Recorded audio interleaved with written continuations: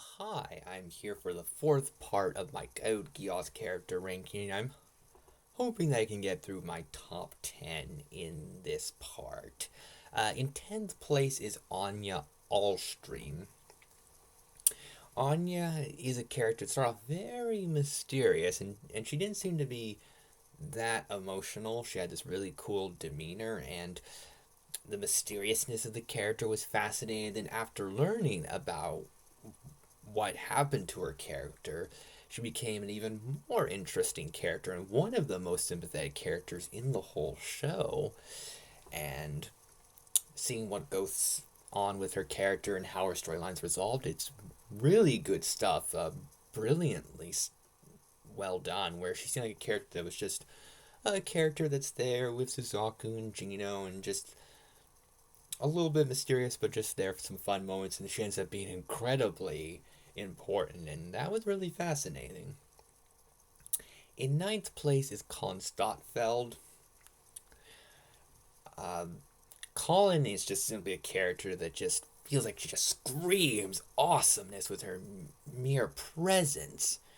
There's her touching loyalty to her mother and her brother, and the complex yet enduring relationship she has with Zero, and she feels like one of the more heroic anti-heroes in the series, and she's such a consistently cool character that just has an awesome presence and is a character I just love and enjoy so much, and it's so hard to rank these characters and to not put certain characters higher because Colin is amazing, but it's hard when there's so many amazing characters in Code Geass. In eighth place is Prince Schneisel. Uh, Schneisel is a great villain. A very charming villain that just seems to have this graceful, elegant presence that's just absolutely delightful. He seems like a wonderful person to be around. However, I think he's the most villainous out of Lucius' siblings, and his ambition villainy rivals some of the other villains of the show. He's a brilliant mastermind who adds so much clever subtlety to the show, and he does a very amazing job of being able to manipulate others with his very dangerous plans, and his feelings on how to go about things is great. In terms of being interesting, something I love about the Code Geass villains is they have somewhat reasonable explanations for their behavior, and they're doing things that they actually think are helping people but are definitely not. And Schneisel is such a fascinating villain that I really do love the character. So Schneisel got into 8th place, and I think that's a good spot for him. In 7th place is Princess Cornelia, and oh, I want to put Princess Cornelia higher. This is such a hard ranking for me, but I love her so much. Uh, in the first season of Code Geass, Princess Cornelia is one of the coolest characters in all of fiction, and she is one of the biggest examples of a villain that I end up caring for. And there are times where she almost feels like a character I can root for. I'm like, yeah, Cornelia, defeat Zero. She's that cool. She's that oddly likable despite her villainy. Oh, I absolutely love her character so much. Her personality, her style, just everything about her, Cornelia, is so good. If there's anything holding her back, she doesn't get as interesting of a role in the second season, but I still love Cornelia so much. One of the greatest characters ever. This is so hard for me. Number 6 is Detard Reed. Detard is easily one of the funniest characters in the show. I think likely the second funniest. I'll get to who the funniest is coming up. But Detard is a hilarious character. I love how he is just obsessed with Zero. I love that He was never a main character, but he managed to be as fascinating and entertaining as a lot of the lead characters. And his Zero Obsession was a great subplot and a wonderful source of comedy relief. And I love that the Black Knights, they're a team of anti heroes where they have some sympathetic qualities, but D-Tards seem to have very few of those. And having a bad guy work with characters that are somewhat the good guys depending on certain situations, that led to a lot of great drama and humor. And just what D-Tard decides to do later on towards the end of the show is pretty priceless. So I definitely love his character.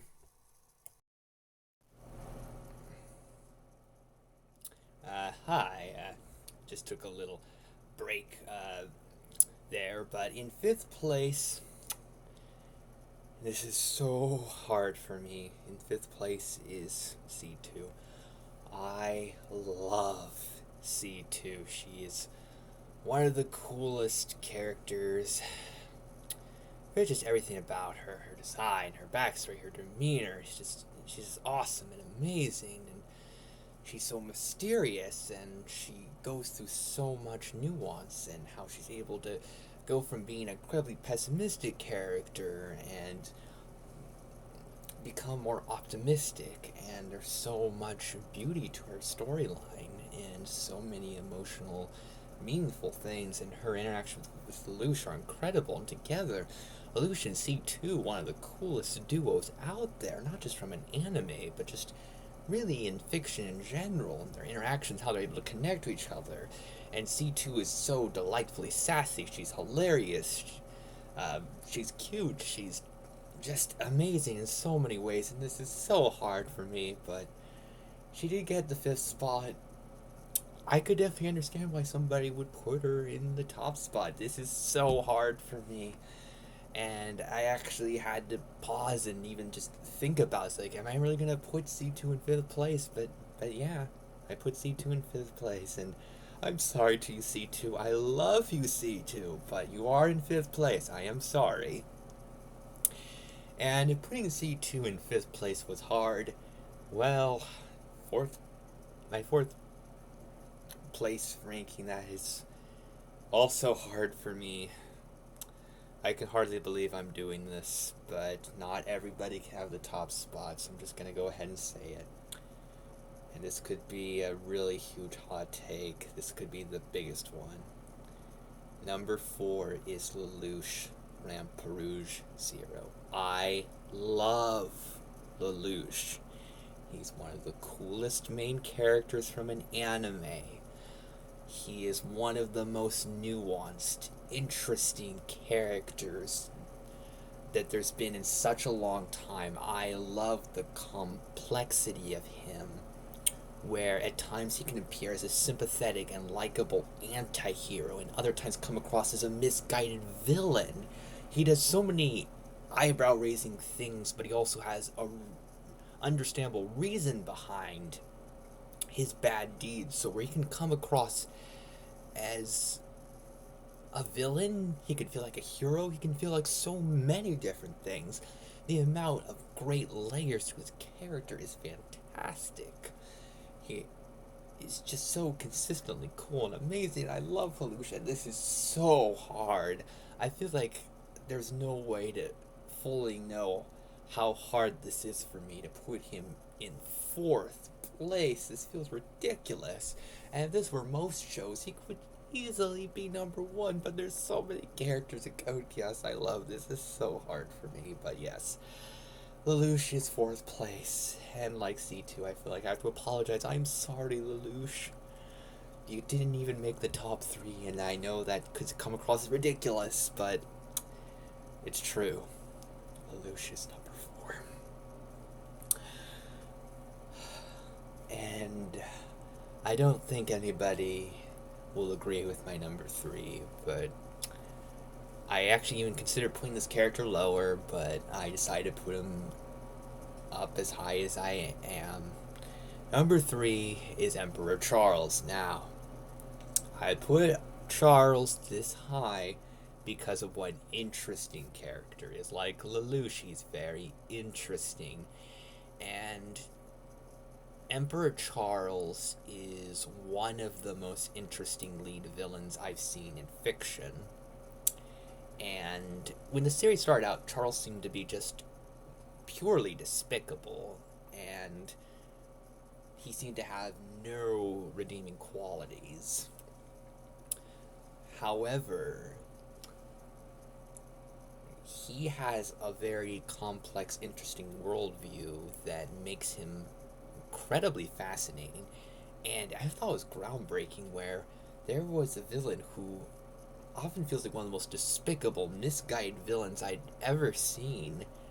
Yet I technically understood where he was coming from. I can see why he feels the way he does.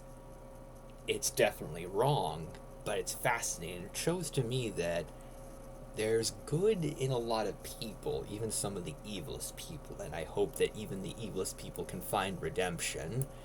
I don't think it would happen for somebody like Charles, but yeah. And Charles is so over the top with his villainy that he's one of the most consistently entertaining characters in the show. And he's just delightful to watch despite how despicable he is.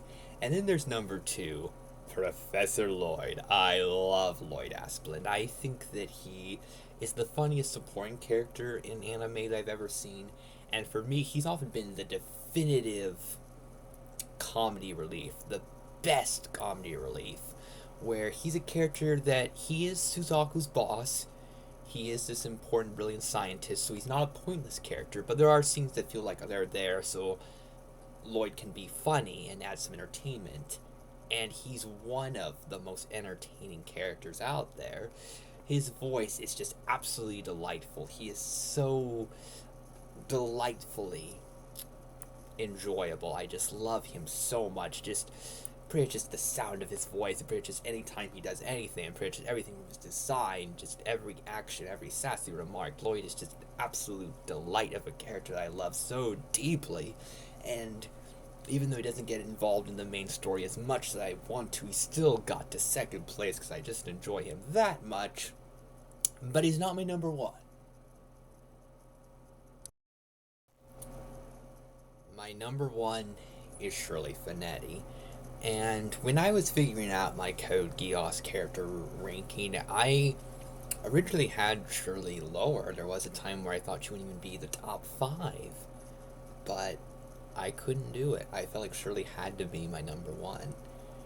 And she's just that delightful of a character to me and just that likable. She just feels like Euphemia done right as a character, where she's pretty pure hearted, but she doesn't get involved in a lot of the conflicts involving the characters, so she doesn't really interrupt a lot of the interesting storylines like Euphemia does, and Shirley is just one of the most delightfully sweet characters. And in a show where there's so many characters that have such complex morality, it's great to have a character that I can just fully love and care about every single moment that character's on screen. Shirley just pulled on my heartstrings in a way that no other character in the show could do. And in the show that has arguably the most impressive ensemble that there's ever been, that speaks volumes that a character like Shirley, who's not really a character I consider even a main character, a character that gets that involved in the main story, she still managed to be number one because I love her